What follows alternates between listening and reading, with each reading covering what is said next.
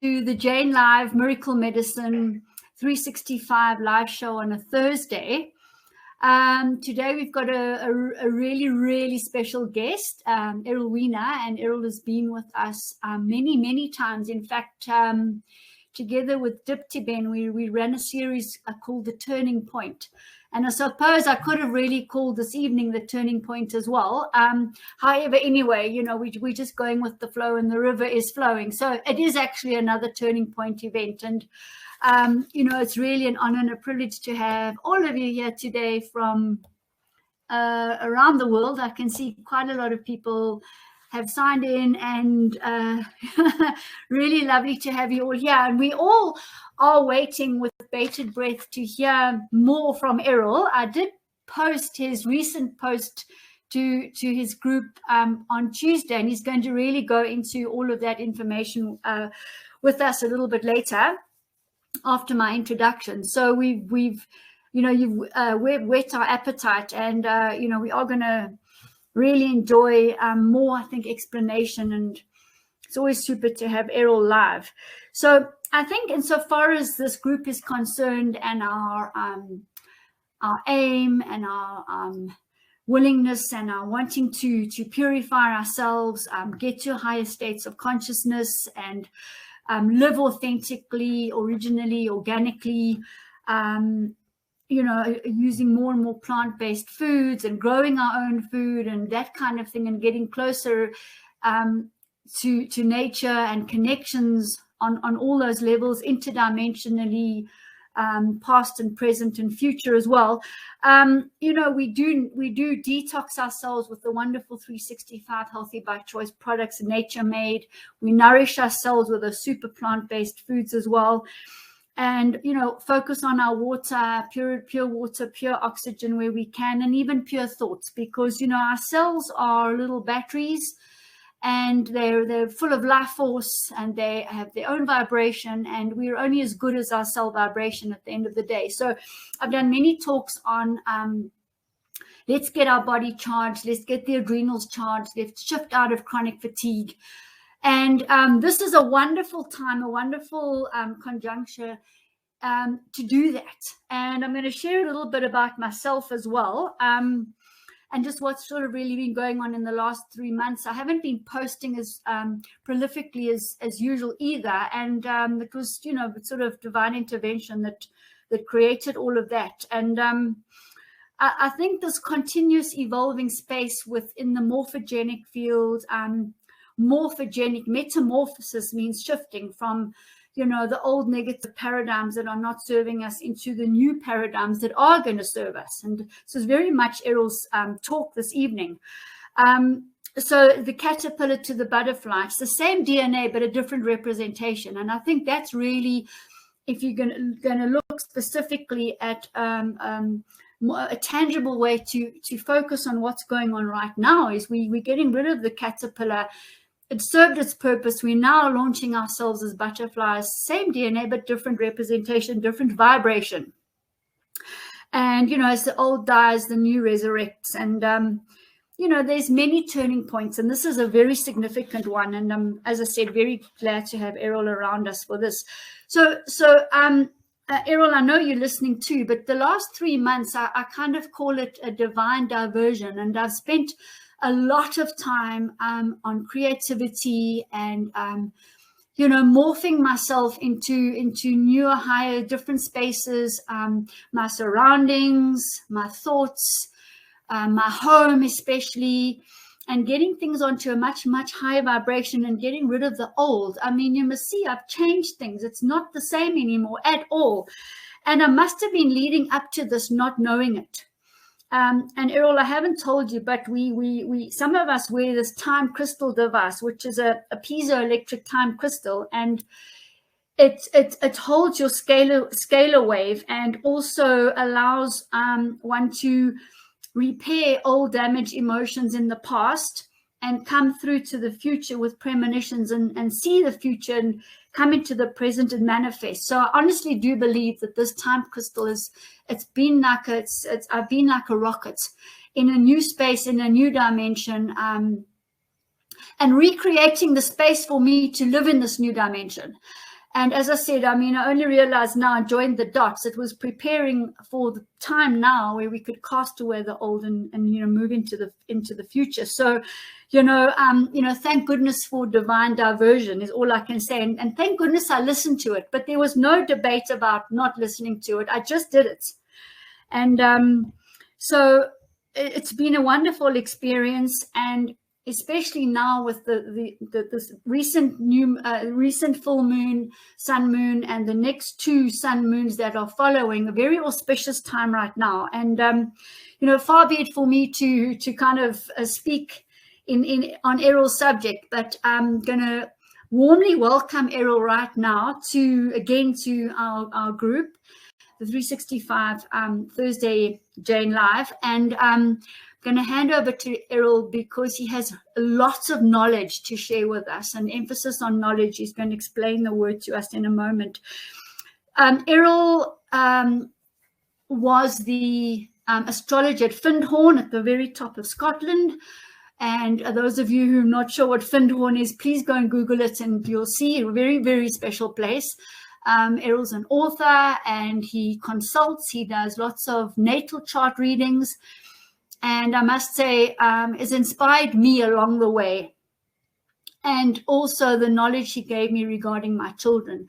So, Errol, without further ado, you're one of the greats as far as I'm concerned, concerning astrology. And it's over to you. Great, Jen. Thank you, darling. Okay. Good to hear your voice again. Right. And good to hear about, what you've been going through the last few months. Because I think that, most people have been going through a kind of similar pattern the last few months, maybe in different ways. But, the last few months have been very intense for many people. We've done a few interviews together and we've shared different facets. And the other interviews, of course, were taking place sort of more so during the COVID pandemic. And now we've sort of come out of that pandemic. It's largely over and transmuted. It's still affecting certain countries, but I know the notice here in South Africa, wherever we go now to visit people or their celebrations or whatever, people aren't wearing masks anymore. And it's just, it's just outside of wearing masks in shopping centres and such like, most people are just giving up the mask and just holding strong. And I shared today with someone, we were getting a lift with that in terms of that, because, it's been a very important time the last 2.5 years. That, when, I don't know if you ever saw Star Trek. Remember Star Trek? Yes. Captain Kirk? Yes, I do. If the starship came under attack, Captain Kirk would say, "Shields up, shields up." And then this invisible shield would go around the ship and the weapons that were being fired at the ship couldn't penetrate the shield. And I was explaining that our mind, especially our higher mind, is an energy field, an invisible energy field, which is like our shield. And if you have a strong mentality, a strong focused mentality, then you got your shields are up and you can't be penetrated. If you haven't got a strong mentality, then your shields are down and you can be penetrated. And a lot of the COVID crisis has to do with people whose shields are up and people whose shields are down. And people whose shields are down will be hit, of course, and have been hit. And people whose shields were up have not been hit. So, there was much more to the pandemic than meets the eye. The pandemic was just a kind of medium to test people. There's a testing process to see which people would learn to put their shields up and develop a strong mentality, and which people would continue to have their shields down, and therefore not just come under attack from the COVID itself, but from all manner of things in life, which of course were occurring long before COVID. And I think, Errol, just to say there, in many instances, to learn discernment, to understand distortion and deception, to think it through. We were talking earlier, to stop and actually think through what's going on. Yeah. I mean, and you see, the the higher mind, which is also that, the shield, so to speak, is also the mind which thinks deeply. If you don't think deeply, sort of you ponder, you contemplate about something, about some particular subject, whatever subject it might be, or many subjects, or what's happening in the world, or what's happening in one's own life, you can't get clarification, you can't get inspiration, you can't get deeper understanding, because if the higher mind is not activated, you're not thinking deeply, then you can't protect yourself in any sort of way, and you can't understand what's going on. So that was another thing. So people were forced to either develop their higher minds, develop their contemplative mind, to think deeply, explore deeply, whether that was within themselves or with other people or watching YouTube videos, whatever it might be, and come to certain conclusions which were not part of the so-called narrative. And the narrative was just one big con, basically, and an attempt by, as we've explained in many of our researches, by the dark forces of our planet to attempt to start to more directly manifest their plan to take over the world and establish world government. And in fact, their plan has failed, which kind of shocked them, because they didn't expect that there'd be such a revolt from so many people around the world. Most of those people, if you speak to them, are people who did activate their higher mind. They did think deeply. They did explore and discover things. And that's why they went into revolt. They went into rebellion, because they realized that the narrative was not as it seemed. So that was a very important astrological aspect, because, as I explained, all our astrologers were predicting that was going to occur from January 2020 years ago, because of what was called the Pluto and Saturn conjunction in January 2020. So it didn't surprise us at all, and we also were able to interpret what it was and where it was coming from astrologically. And that was the first phase, and that phase has kind of now come to a close, literally from around about March 2021 this year. The COVID closed down, and it no longer is operational in that sort of way that it was over the last two and a quarter years or so. So the lessons that people have learned or not learned over that time are the ones that have determined people's choices and decisions as they stand now. And those decisions and choices were very important, because if they learned the lesson, their choices and decisions would be very different if they didn't learn the lesson. I know, you know perfectly well that with the work that I do and the work in the industry do, astrologically and otherwise, we always put it into context with the teachings of the Christ at the deep, profound level, not the religious level, but the spiritual level. Because the Christ 2,000 years ago, the Christ predicted, if you look at Matthew 24, Luke 21, we'll see the perfect prediction for what the Christ was predicting would happen in 2,000 years' time as we moved from the age of Pisces to the age of Aquarius, which is happening right now. So all those predictions have come true. There shall be wars, nations shall rise up against nation, there shall be pandemics, there shall be earthquakes, there shall be volcanic eruptions, blah, blah, blah. All coming true, perfectly coming true. And a warning about that, because one of the things that the Christ said, which is very interesting, because I always link the teachings of the Christ with astrology, because I'm a soul-based astrologer. He said, it's very interesting. He talked all about that in terms of when the age of Pisces would be coming to a close, and that the karma, so at the end of an age, an astrological age, all the karma, the collective karma, the national karma of the human race comes back to be worked out. Because it has to be worked out before you enter the new age, the new astrological age. And that's why it's such an intensely karmic working out time, because there's a huge amount of negative karma in the last 2,000 years that has to be worked out and is being worked out via different things that are occurring. But what Christ said was very interesting. He said, those that endure to the end shall be saved. So what he was trying to say was, despite all that's happening and the wars and the floods and the earthquakes and the pandemics and the fear and the chaos and the confusion and so on, endure to the end of it. Because if you do, you will be saved. In the sense, what he means by saved is that you will then enter the new age.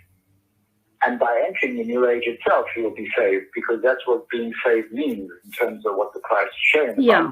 He's not talking about, I'm coming back and then I'll save you all, because the Christ can't save anyone. Everyone, humanity has to save itself. We have to save ourselves.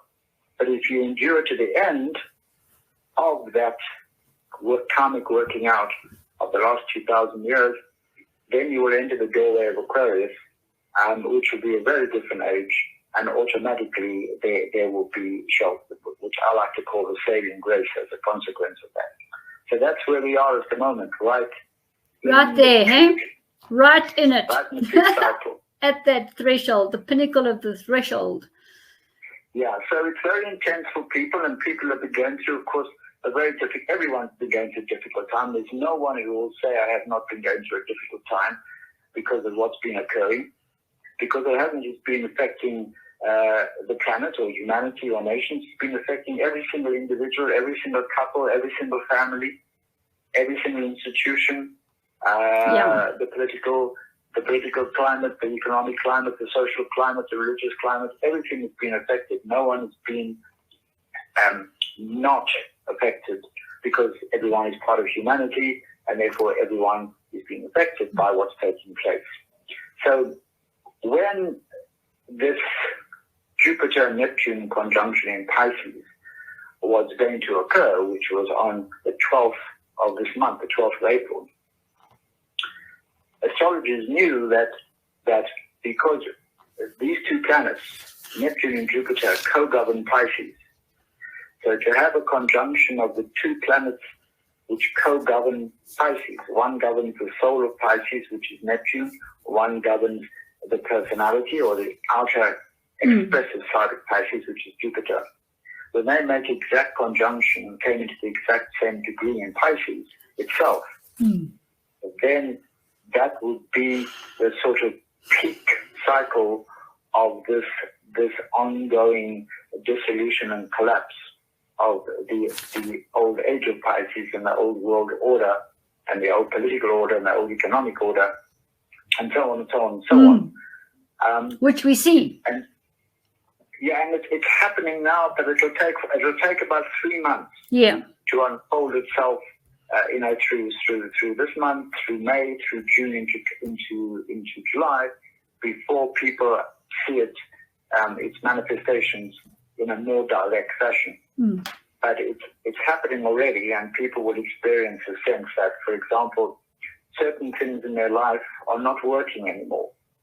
Now, some of those things people will recognize as not working and no longer appropriate. Some other people might not recognize that because they're hanging on to things which are old and outdated, and they're attached to them. They don't want to let them go, but they represent that which is old and outdated and no longer is capable of working, whether it's personal or whether it's marriage and families or whether it's in politics, economics. It makes no difference, because it's a combination of all those things. Because we often forget, let's take, for instance, President Ramaphosa. He's president of South Africa. But we often tend to forget that he's a human being. When he goes home, he experiences himself as a human being. When he's working, he's experiencing himself as a human being, not just as a president. We put these identities onto people as if they somehow are not human. They're presidents, they're prime ministers, they're ministers, they're economists, they're billionaires. They're not, they're human. So they're going to experience all kinds of human feelings. Absolutely. And definitely. Fears and insecurity. They're not different to us. We think that they're not insecure, or they're not fearful, or they're not complex, or they're not insecure. They are. Just like all humans are.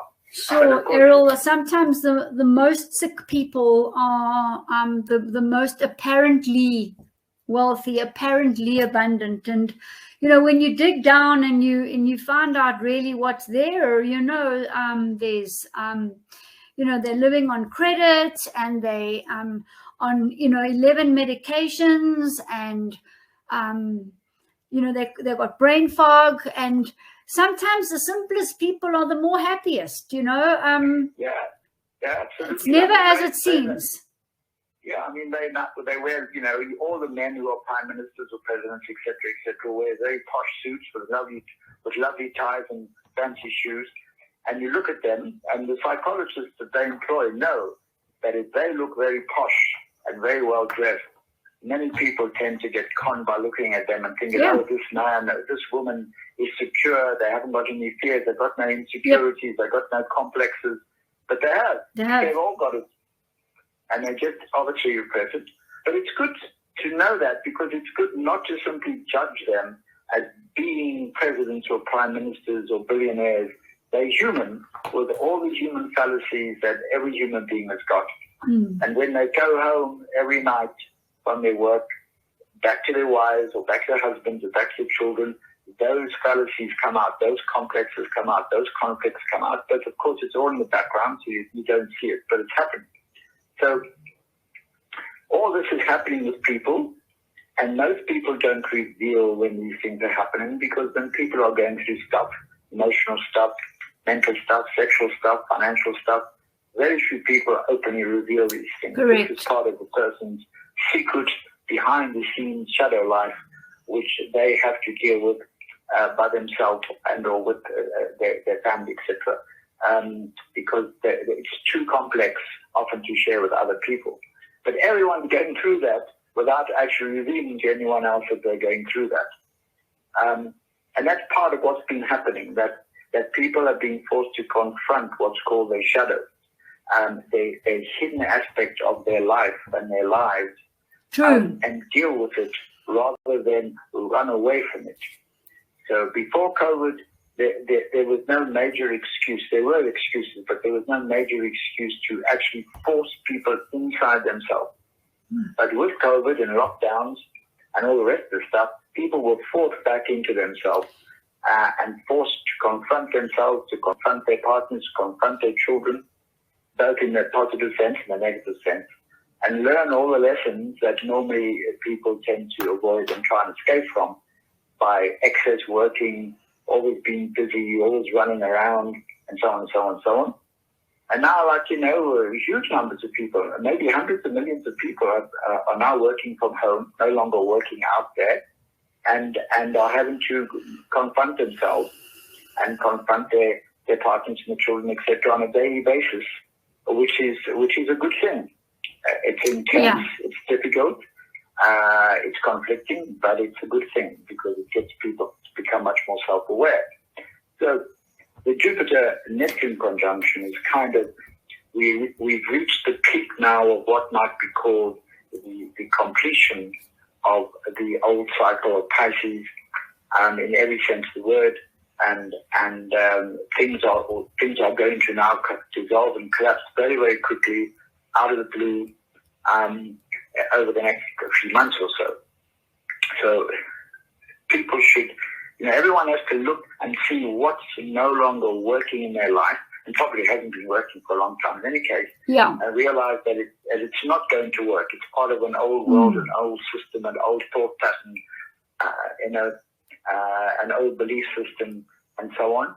And then, as a consequence, of course, they have to open up to what is the new world, or what we call astrologically the age of Aquarius, which will last for the next 2,000 years. And that will also manifest as new politics, new economics, new men, new women, new partnerships, new families, new communities, new way to, of course, to eat, as you know, new way for more natural medicine than typical allopathic medicine, etc., etc., etc., and etc. Yeah. So when we have the full, so the 12th, which was the conjunction in Pisces, now is unfolding more directly and unfolds almost to the 16th, which is on Saturday, which is when we have the Aries full sun moon cycle. So that's going to occur in the evening, Saturday evening. Yeah. And will unfold for Sunday, Monday, Tuesday, Wednesday, more directly. So from about the 16th to about the 20th. Now, Pisces is the final sign of the zodiac. So it's a sign of endings and completion. And Aries is the first sign of the zodiac.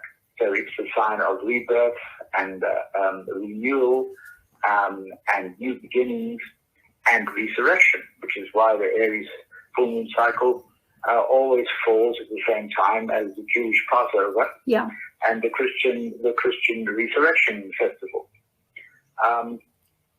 So the big keynote there is the fact of rebirth, renewal, resurrection, new beginnings, and the way that the difference between failing to understand what that means in the true sense of the word and coming to understand, to comprehend what that means in the true sense of the word is like two different universes.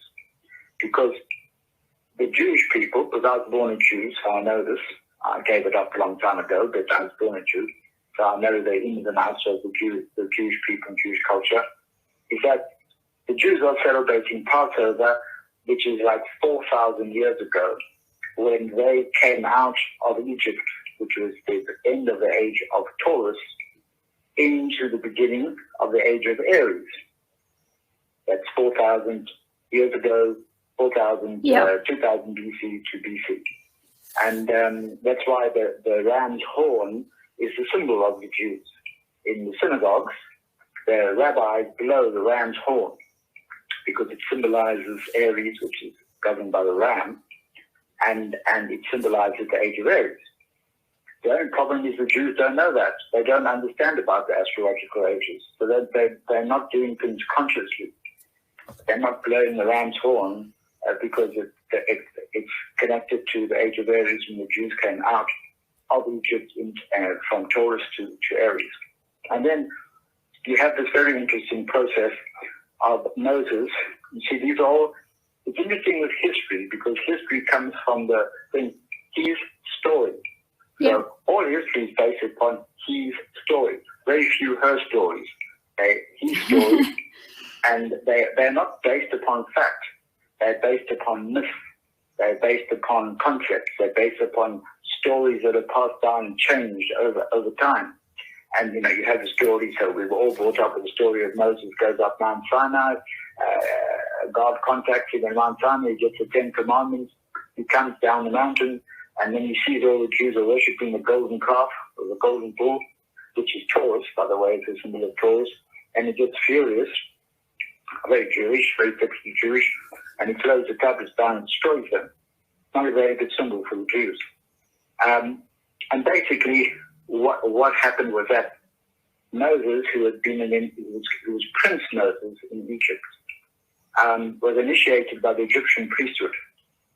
So the Egyptian priesthood was a very advanced civilization in Egypt, of course, probably the most advanced civilization on earth at that time. In fact, under Ramesses II, who most Egyptologists regard as the greatest of all the pharaohs, so there you have a myth. You have a myth from the Jews that this pharaoh was some moron and the Jews were so brilliant. No, this was Ramesses II, the wisest of all Egyptian pharaohs. And the Jews were basically a tribe of the many, many tribes that existed at that time. The Chaldeans, the Philistines, etc. They were not a very advanced tribe, and the Egyptians were the most advanced civilization. So there you get a nice myth that's broken up. So Moses didn't go up a physical mountain. He went into meditation, which is going into his inner mountain, and then you go into meditation into your high energy centers, which is the top of the mountain, and at the top of the mountain, which is the crown center, which is where you have your contact with your soul, the crown chakra, you then receive imprints or information or guidance from your soul. So you receive the 10 Commandments. He comes out of meditation, and he sees that the whole Jewish tribe, or most of the Jewish tribe, are actually worshipping the golden calf, the golden bull, which represents materialism. which is the symbol of Taurus. Throws the tablets down, destroys them, get very pissed off with the Jews. Most people still get pissed off with the Jews, especially if you Jew yourself. That's just a joke. And basically that is the kind of story of moving from Taurus to Aries. Right. And in 2,000 years later, as we move from the age of Aries into the age of Pisces, you get Jesus, who is the Messiah, the avatar of the age of Pisces, and he brings forth a new teaching, as we know, the New Testament, Revelations, and all the rest of that, in which he shares a much deeper, much higher, much more evolved, a much more profound spiritual teaching, which then unfolds over the next 2,000 years, and once again is perverted by man. The moment man gets hold of spiritual teachings, he creates a religion. And the moment he creates a religion, he messes up the teaching right away. Jesus went against the Pharisees because he went against religious authority, because anyone who's wise enough does not take commands from religious authority. And that's just power games. And then the people who follow Jesus create another church called the Catholic Church, which is another authority, and people make the same mistake as they made before, because that's the mistake people make if they fall asleep and they become unconscious. Right. And that basically perverts the teachings right away. So the Christ teachings have nothing to do with Christianity. They are the wisdom teachings of the age of Pisces. And if you live those teachings to the best of your ability on an ongoing basis, then you're living the teachings of the Christ within you and outside of you. It's that simple, and it's that difficult and complex. So now we come to the end of the age of Pisces and the beginning of the age of Aquarius, which is the age of the water carriers, which is a much, much, much, much more advanced age than the age of Pisces. And so what we're having now is the dissolution and collapse of the age of Pisces, and everything that is no longer appropriate. Certain things are appropriate, which are brought in. Babies, you never chuck out the baby with the bathwater. Sure. You bring the baby through, and you throw out the bathwater. And what people have to be doing now is contemplate, thinking deeply, exploring deeply. Well, what is the dirty bathwater, and what is the baby? And I must bring the baby through, but I must throw away the dirty bathwater, which is not easy. It's not that easy, and it's quite complex to discover who's the baby and who's the dirty bathwater. Yeah. But everyone has to do it, whether they like it or not, because that's what's happening. Well, the baby is the things that are going to serve you, right? And the dirty bathwater is what the things that are not serving you anymore on one level.